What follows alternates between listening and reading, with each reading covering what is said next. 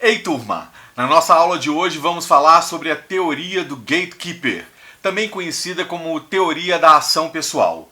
A aula de hoje é uma sugestão da nossa assinante Daniele Cirqueira.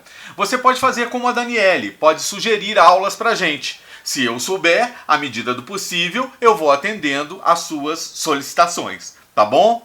Sem mais demora, solta a vinheta, Ivo! A teoria do gatekeeper surgiu na década de 1950 através dos estudos de David Manning White. O termo gatekeeper refere-se à pessoa que toma uma decisão numa sequência de decisões. Não foi Manning White que criou o conceito nem o termo gatekeeper.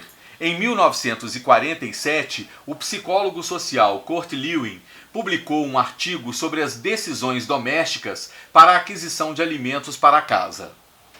Lewin percebeu que existem canais por onde flui uma sequência de comportamentos relativos a determinado tema, como o abastecimento de alimentos para a casa.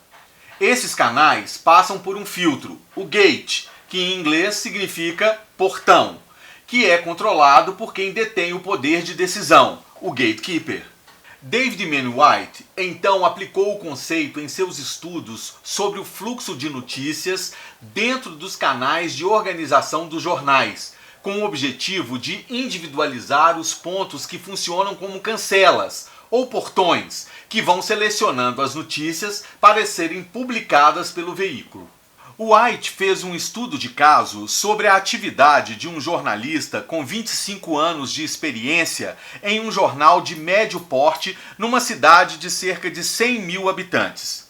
White chamou esse jornalista de Mr. Gate e durante uma semana anotou os motivos que o levaram a rejeitar as notícias que chegavam ao jornal e não eram utilizadas, já que de cada 10 notícias que chegavam, apenas uma era aproveitada. As alegações eram principalmente a falta de espaço para publicar, o fato da informação ser repetida ou não ter tempo para ser tratada e transformada em uma notícia. A conclusão de White é que as decisões do gatekeeper eram tomadas basicamente por sua subjetividade e arbitrariedade. Segundo White, o gatekeeper selecionava as notícias de acordo com a sua experiência, atitudes e expectativas. Por isso, Michael Schudson denomina a teoria de ação pessoal, já que, segundo ele, as notícias são explicadas como um produto das pessoas e das suas intenções. Importante lembrar que a teoria do gatekeeper analisa as notícias apenas de quem a produz, ou seja, o jornalista.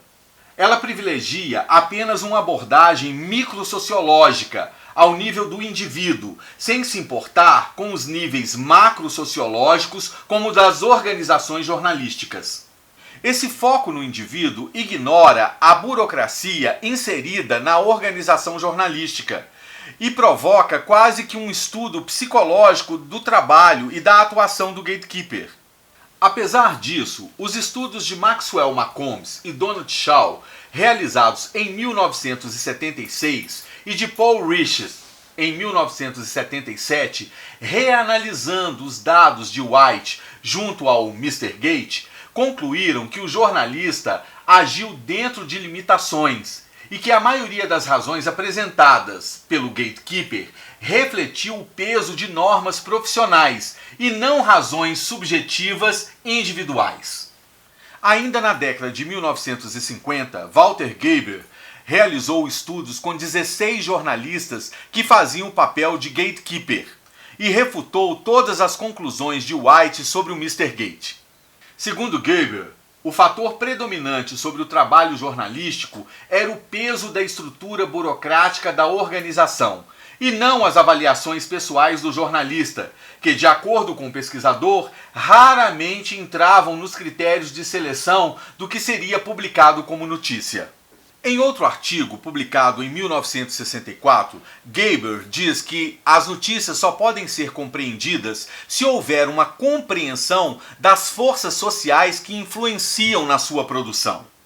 Foi precisamente numa revista com o nome Forças Sociais que o pesquisador Warren Britt publicou o primeiro estudo que avançou uma nova teoria, a teoria organizacional, alargando a perspectiva teórica do âmbito individual para um mais amplo, o da organização jornalística.